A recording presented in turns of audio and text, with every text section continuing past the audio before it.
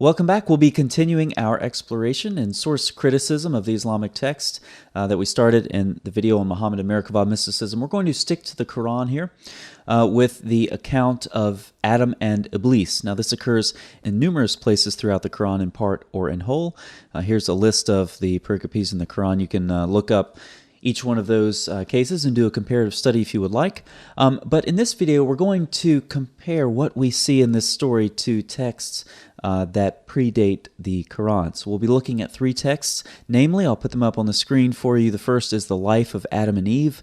The original composition would be about 100 BC to 200 AD, with later Greek and Latin text added around the 5th century.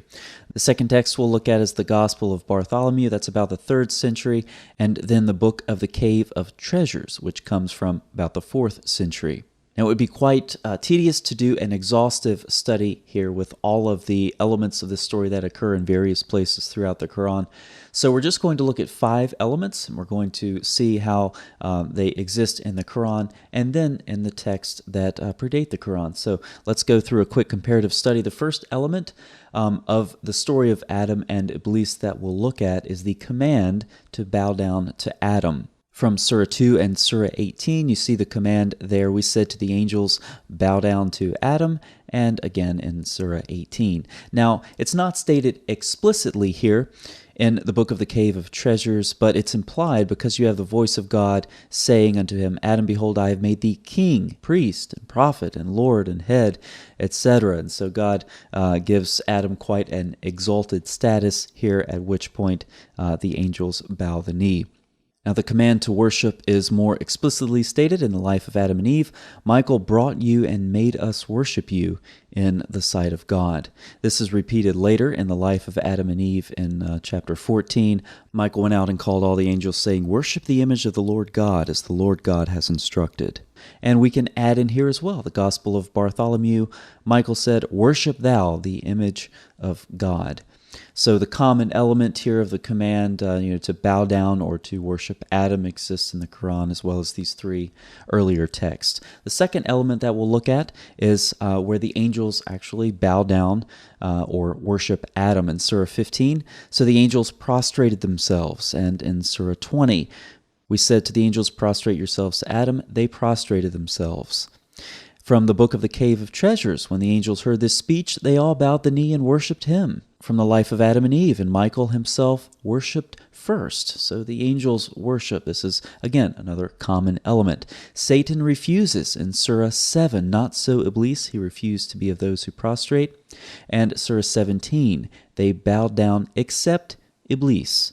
And once again, this is a common element in the Book of the Cave of Treasures. God said to him, come thou also, for thou shalt worship my image and likeness. Satan refused to do so. From the life of Adam and Eve, Satan answered, I do not worship Adam.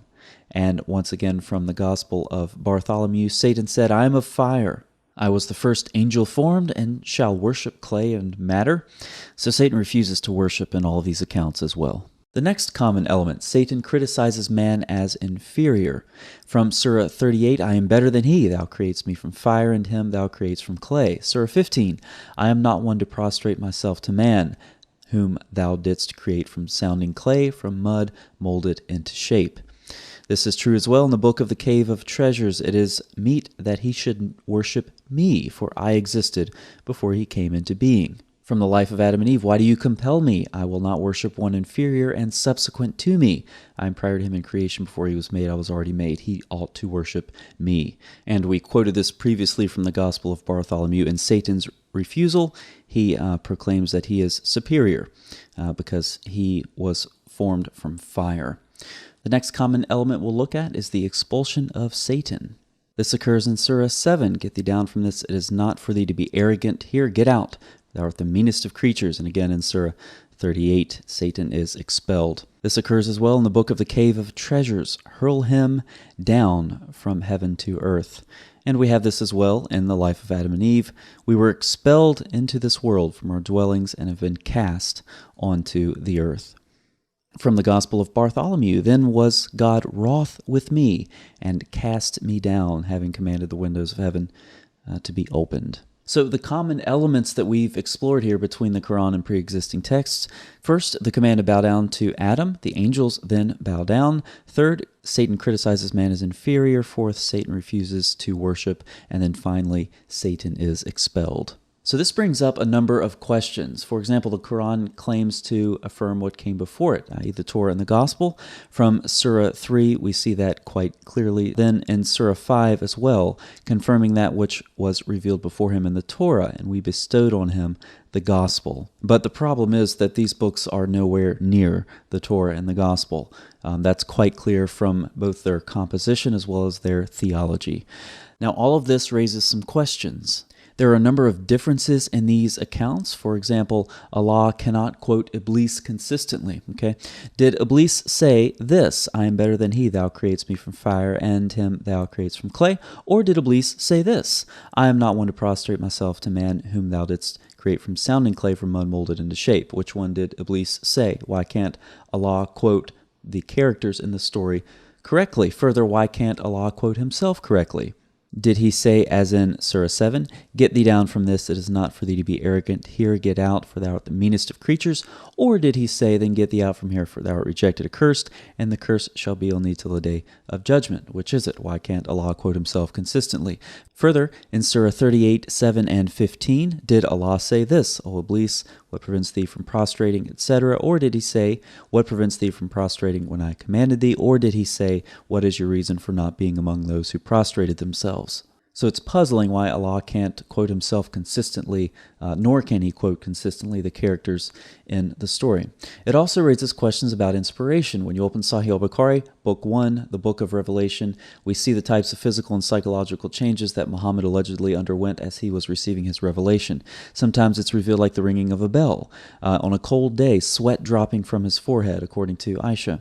Allah's messenger used to bear the revelation with great trouble and used to move his lips quickly with inspiration. So the question that this raises is, why did Muhammad have to undergo these types of physical and psychological changes to receive information that already existed? If you were literate, perhaps you had access to the text and you could read the text. If you were illiterate, you could hear these traditions being circulated in oral form. This is how the normal person would receive this type of information. But Muhammad has to bear the heavy burden of these revelations with sweat and the ringing of a bell and these trance-like states to receive information that already existed. It's very strange. Further, we have to ask, what is the Quran? Is it the word of Allah? Or from the previous video on Merkavah mysticism, is it the word of the Mishnah, 2 Enoch, 3 Enoch, Testament of Solomon, Apocalypse of Abraham, the Book of Jubilees? From this video, is the Quran the word of the life of Adam and Eve, the Book of the Cave of Treasures, or the Gospel of Bartholomew? What exactly is the Quran? These are questions I would like Muslims to answer. I'll be looking for your answers in the comments below. Thanks for watching. Have you ever wondered why there are so many ahadith which testify to Muhammad's engraved ring? Have you ever wondered why in the Quran it said that Solomon was given the power to control the wind?